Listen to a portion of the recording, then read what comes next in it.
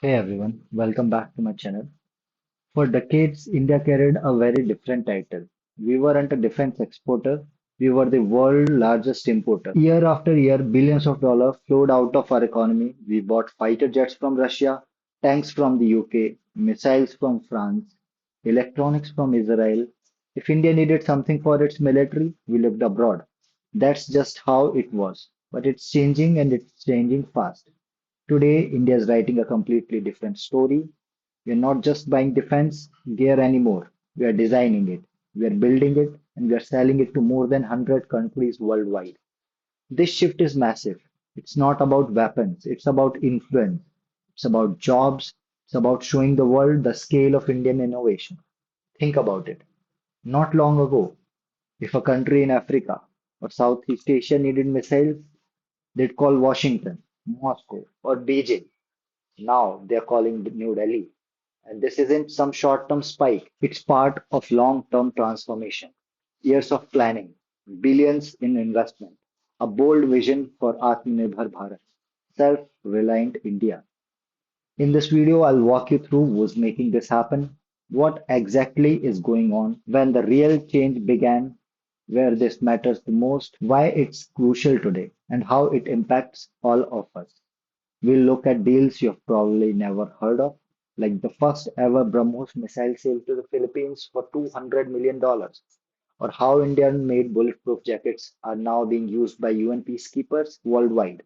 By the end, we'll see how our defense exports have just risen and how the new military story is unfolding. There's an economic story, a job story, a technology story, and this is how a country that once depended on others for its safety became a supplier and partner and a leader.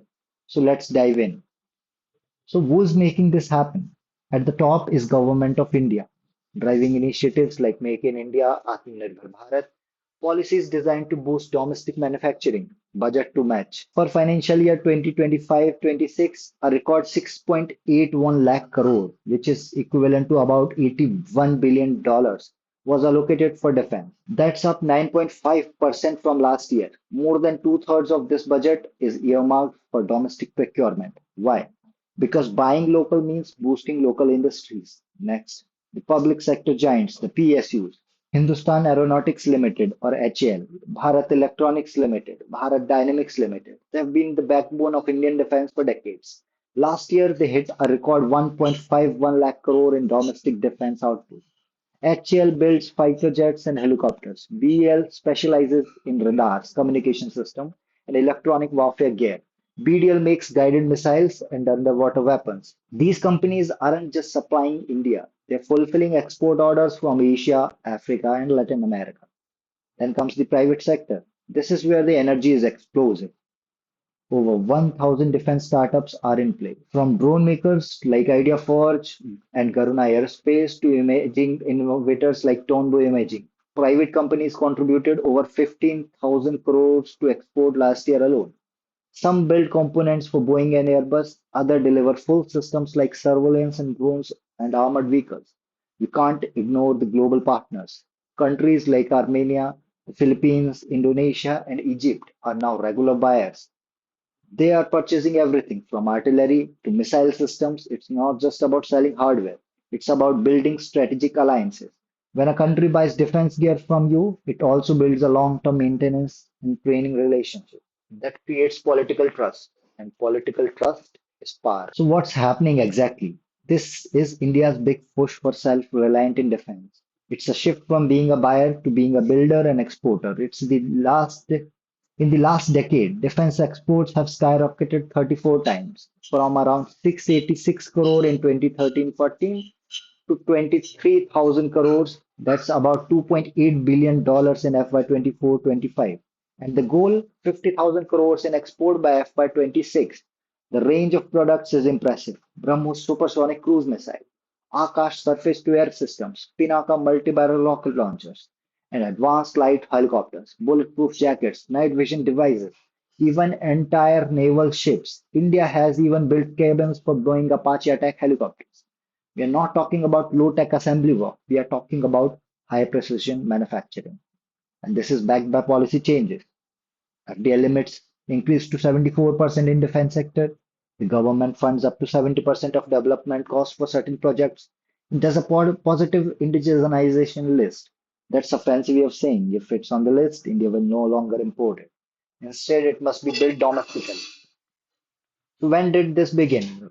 While India was always had a defense industry, the real acceleration began last 5 to 7 years ago. A major turning point came in 2020. The Atmanirbhar Bharat push was launched in the middle of global supply chain disruptions.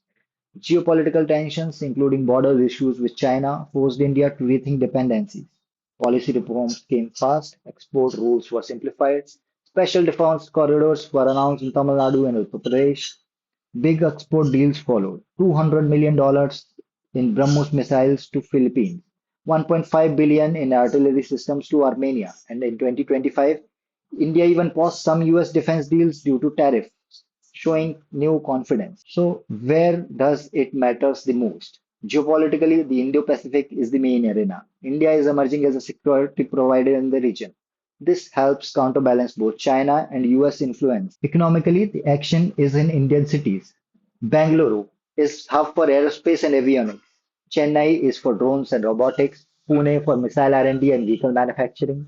Goa for shipbuilding. Visakhapatnam for submarine construction. And the impact goes far beyond defense. Suppliers in metallurgy, software, electronics, they all benefit from this development. So why does it matter? In today's multipolar world, strategic autonomy is essential. Producing your own defense gear means you don't get stuck waiting for imports during a crisis. Means jobs and thousands of high-tech roles. It means foreign exchange savings by reducing imports. It means export revenue, which strengthens the rupee. It means global respect. When your military gears work in this field, word spreads. That builds your brand as a reliable defense partner. So how does this impact the world? For partner nations, India offers affordable, reliable alternatives to Western or Chinese suppliers.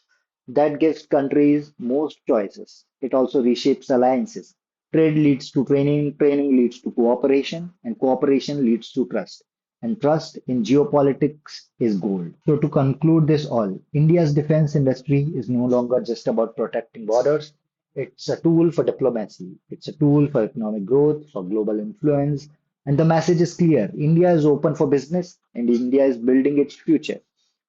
If you enjoyed this breakdown, please do watch my other videos and do let me know in the comments what do you think about it. Thanks for watching.